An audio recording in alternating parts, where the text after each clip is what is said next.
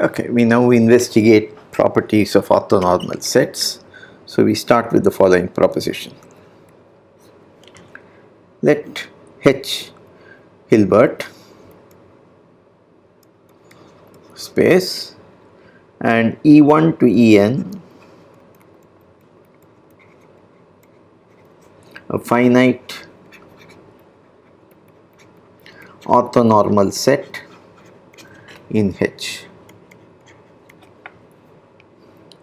Let X belong to H, then sigma I equals 1 to n mod x ei square is less than or equal to norm x square. Further, x minus sigma I equals 1 to n x ei is orthogonal to each ei 1 less than or equal to each ej, let me say 1 less than or equal to j less than or equal to n. Okay, so proof. This is fairly straightforward. So you have that 0 is less than or equal to norm of x minus sigma I equals 1 to n x ei whole square. So let us develop this. So this is equal to norm x square plus sigma I equals 1 to n mod x ei square, norm ei square, that is 1, then minus 2 sigma I equals 1 to n. So these are all the cross terms, x ei, so that is mod x ei square. Then the other cross terms will involve ei inner product ej, but that will be 0 because if I is not equal to j, and consequently they will all not appear. So this is equal to norm x square minus sigma mod x ei square I equals 1 to n, and that is exactly this relationship.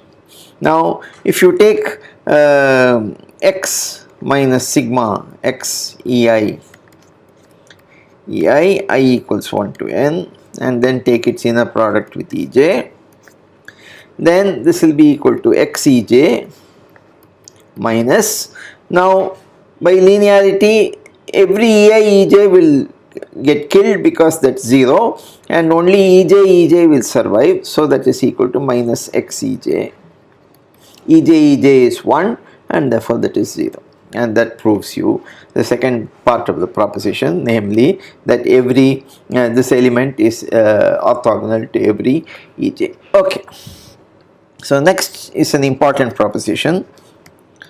Okay, so H Hilbert space and I indexing set.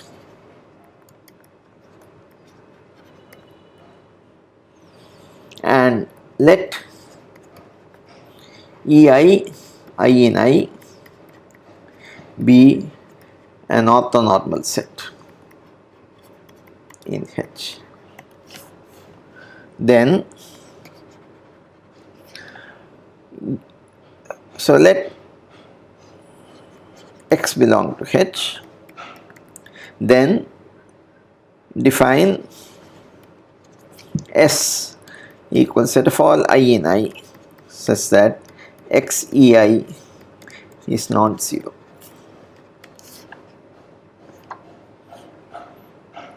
So let me not put it then here, so let's say define, then S is at most countable.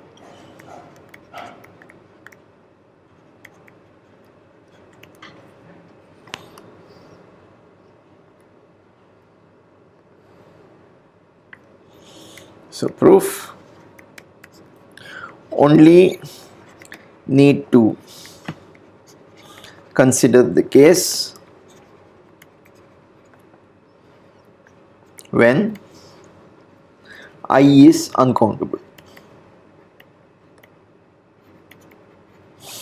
So if I is finite, empty, finite or countable, there is nothing to do. S will automatically be countable at most, and therefore we need not worry about it. So we only case thing. Now define Sn is set of all I in I such that mod xei square is strictly bigger than norm x square over n. Then by the previous proposition, you have that norm x square dominates sigma I equals 1 to n xei square. So if each one of them is bigger than 1 by n, how many can there be? So then by previous proposition, Sn has at most n minus 1 elements.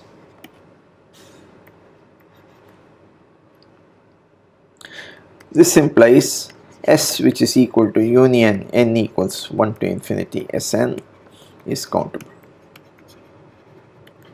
Okay, so that proves that thing. So now this is very important, though it's a very simple proposition, it's a very important proposition because it tells you how to define. So to define sigma I in I mod xei square.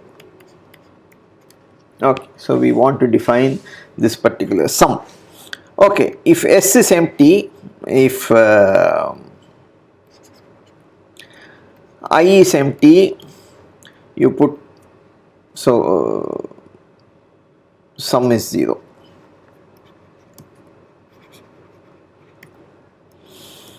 If I is finite, then sum is the usual sum because it's a finite number, so you don't have to know. So I is infinite,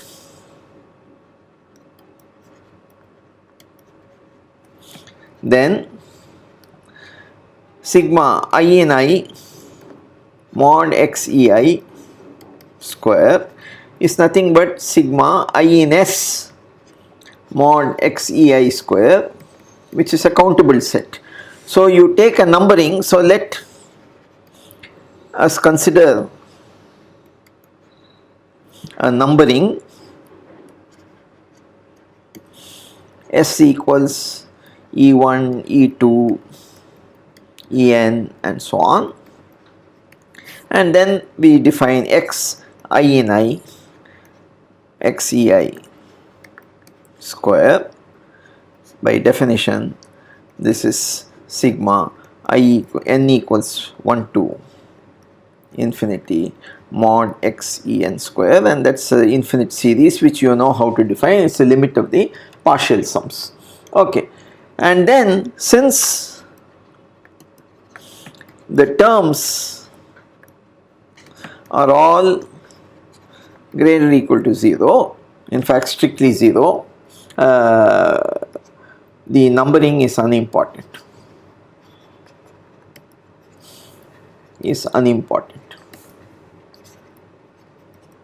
Because if you take a series of non-negative terms, then any rearrangement will give you the same sum. If it's one of them is divergent, all of them will diverge. If one of them converges, they will all converge to the same sum. Okay, this is a famous theorem in infinite series, and therefore when you have a non-negative series, then it doesn't matter how you number these, you can number them in any way and it doesn't matter. And that's very important also, because we should not worry about how we have to do it.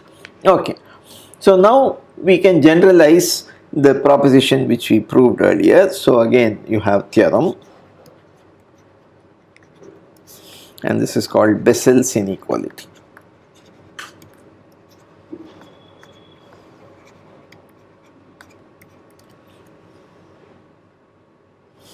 So H Hilbert space, let ei I in I be an orthonormal set. So let X belong to H, then the Bessel's inequality says that sigma I in I mod xei square is less than or equal to norm x square.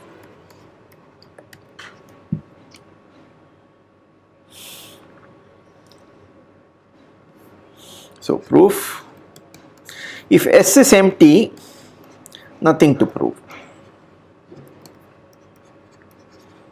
The sum is 0 and therefore 0 is less than norm x square. This is a triviality. If S is finite, already proved.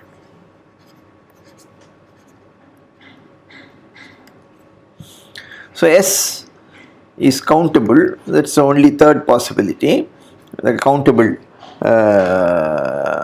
because that is how you define the infinite sum, and then already proved for partial sums, because that is the finite case which we have done, hence star is true.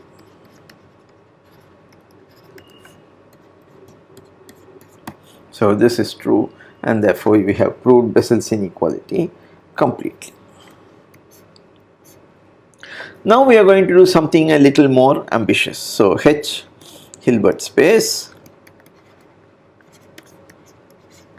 and then EI I in I orthonormal set in H.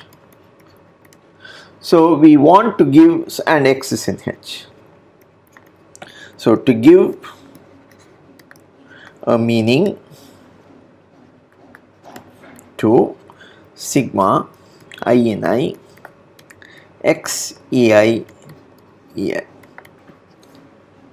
Okay.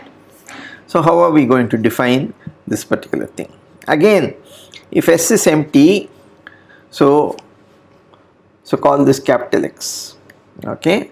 So where capital X belongs to H, we want to define it as a vector in H. So this infinite series should be defined.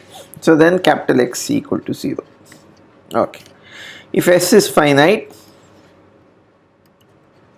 then capital X equals usual vector addition.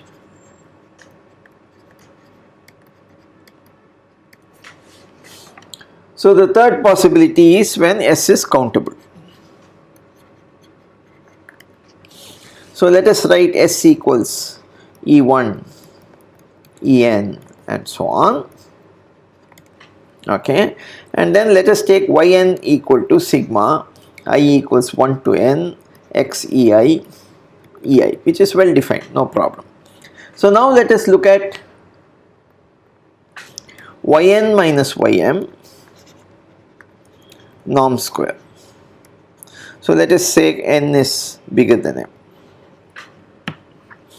So this is equal to sigma I equals m plus 1 to n mod x ei square. Okay, this because the all other things get cancelled. Okay, so if you do this, now this can be made arbitrarily small.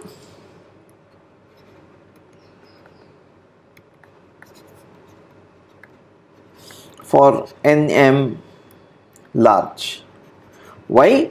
Because sigma of mod x ei square is a convergent series by Bessel's inequality. This is finite. So this is part of the tail of a convergent series, and therefore the Cauchy criterion tells you you can make this. So this implies that Yn is Cauchy and H is complete, and therefore Yn converges to some y, and we define y equals sigma I in I xei ei. Okay, so we have done this, but then we have to be careful, because now we have to really check. If you number the vectors in a different way, then you may get a different vector. So that we should not, that will be an unpleasant thing to happen, and therefore we must avoid that. So let us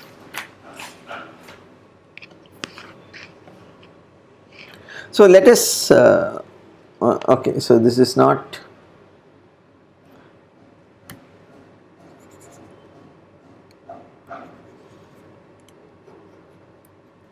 so let us take E to be the set of the EI. S is a set of all I such that XEI is not 0. So S is a subset of the indexing set. So I want this here. So now let us say we have renumbered E. So let us say E is now written as some E1 dash, E2 dash, En dash, etc. So each Ei dash equals Ej for some j, and vice versa. So it's the same set which we have renumbered, and therefore we call them E1 dash, E2 dash, En dash, because it's written in a different order. It's the same set as original set. So now again, if you write y dash, you can define as sigma I equals 1. So this is nothing but sigma n equals 1 to infinity x en en. Okay, so this is the definition of y. Okay, so now if you take I equals 1 to infinity x ei dash, so to show y is the same as y dash, so that once again we are in the clear. We can number the vectors in a countable set of vectors in any way we like, and the answer will not be the same. Okay, so we have to show that. So let epsilon be positive and let capital N be sufficiently large such that the following happen. Norm of yn minus y should be less than epsilon. Norm of yn dash minus y dash should be less than epsilon, and sigma I equals n plus 1 to infinity mod x ei square should be less than epsilon square for all n greater than equal to capital. Okay, now this is possible. Yn converges to y, and therefore for n sufficiently large. Yn dash converges to y dash, so again for n sufficiently large, so you take the bigger of the two. And then sigma mod xn square is a convergent series, so you know xei square, so we have it here, and therefore you could always find an n such that the tail of the convergent series can be made as small as you can. So we can find such an n. So now fix n greater or equal to capital N.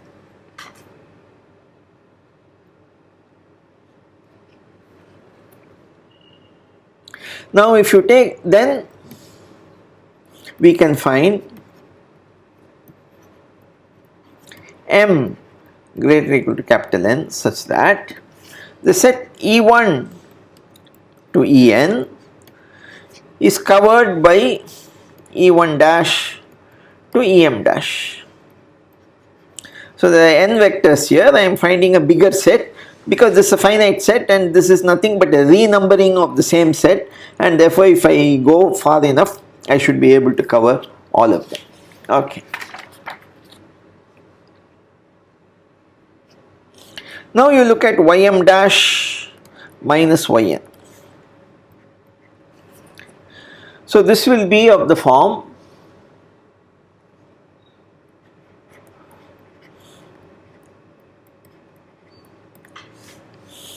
yn will be sigma I equals 1 to n x ei.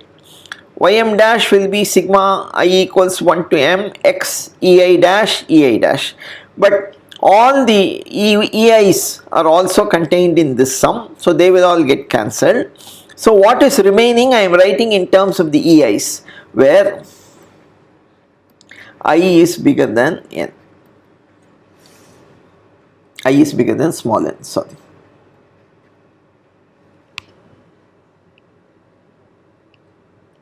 And that of course is greater than capital N.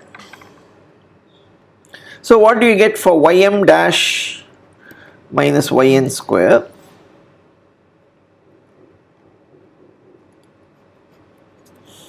Is equal to sigma x ei square. This is less than or equal to I equals n plus 1 to infinity, and that is less than epsilon square. Therefore, norm of y dash minus y is less than or equal to mod norm of y dash minus ym plus norm of ym y dash minus ym dash minus yn plus norm yn minus y. The first one is anyway less than epsilon. The second one we just saw is less than epsilon, and the third one is also less than epsilon, and therefore this is less than or equal to 3 epsilon, which is arbitrarily small, and this implies that y dash is the same as 1. So summary. So let S equals x set of all I in I such that xei is non-zero. Then you set E to be equal to E1, En and so on, numbering of S. So this is a countable set at most. Okay, and then you define sigma xei, I equals 1 to infinity,